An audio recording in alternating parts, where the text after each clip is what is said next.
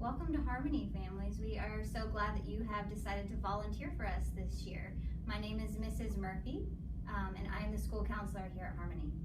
And hi, families. I am Shannon Paff, and I am the assistant principal here at Harmony. And we are so glad to have you this school year, and we want to talk with you a little bit about confidentiality and confidentiality training and what all that entails for the school year.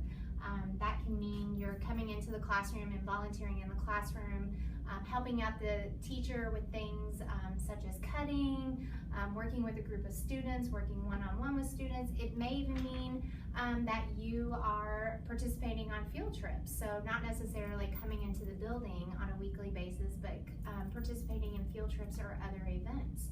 So we're going to talk with you a little bit about what that means to be a volunteer at Harmony.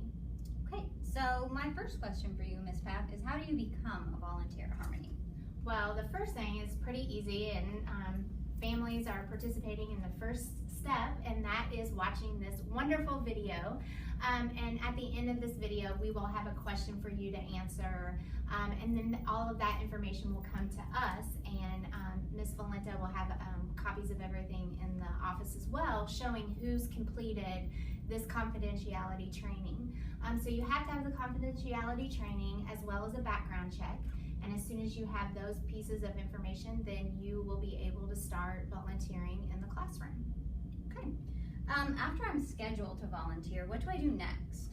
So you'll work with the classroom teacher on a time and a day that is convenient for you, for the families to come in and volunteer. Some changes that families are going to see with Harmony is we will have new security systems in place in the building. So once you come to the front doors of the building, you will have to be buzzed in. And once you are buzzed in, you'll come into the office, sign in, get a name tag, and then you can go directly to the classroom to volunteer for your child's teacher. Yeah, that sounds great. We really love our volunteers here at Harmony, and we really appreciate all of their help. Absolutely, absolutely. And we know we have a lot of families that want to volunteer in some way, and I know too, working families, sometimes they have to help out with teachers by helping out with things at home. So we absolutely appreciate families and all they do. Ms. Murphy, can you explain to us a little bit about confidentiality and what that means? I sure can. You know, keeping information confidential when you're in a school is really important.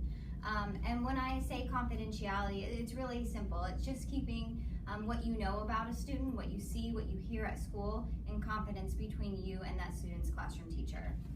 And so it's really important that anything that you're passing along is just to that student's teacher and not other parents or other teachers or anything like that. Ms. Murphy, can you tell us about emails and how emails between teachers and families work? Absolutely, and I'm going to address something that you just said earlier too.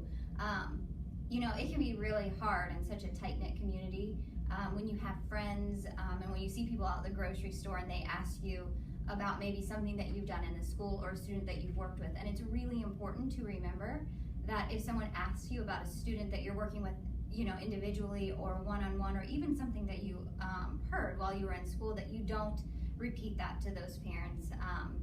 That's really just something that is to be kept between you and the classroom teacher.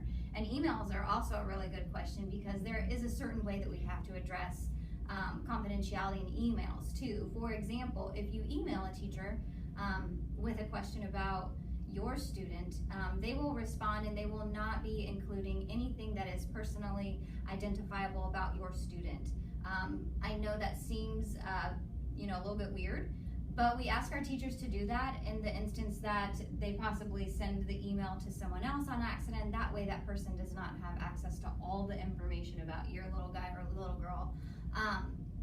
And you know, on that note, they also won't ever give you any information about another student. We're just legally not allowed to do that. We are bound by two laws, FERPA and IDEA, to make sure that we only talk about your student. And I know email's fast, it's a great way to communicate, but if it's a serious issue or something that's a little bit more in depth, your teacher will just simply find a time to call you or to bring you into the school building. Absolutely. And parents are more than welcome to email the teacher themselves. But even if you email the teacher or even one of us or Ms. Hackmiller asking specific questions about a student, about your student, you'll many times get the response of when is a good time that we can call and talk with you about that. Absolutely.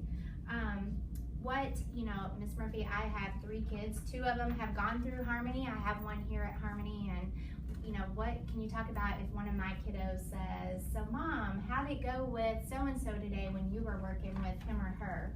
Can you talk a little bit about how a family should respond to that? Absolutely.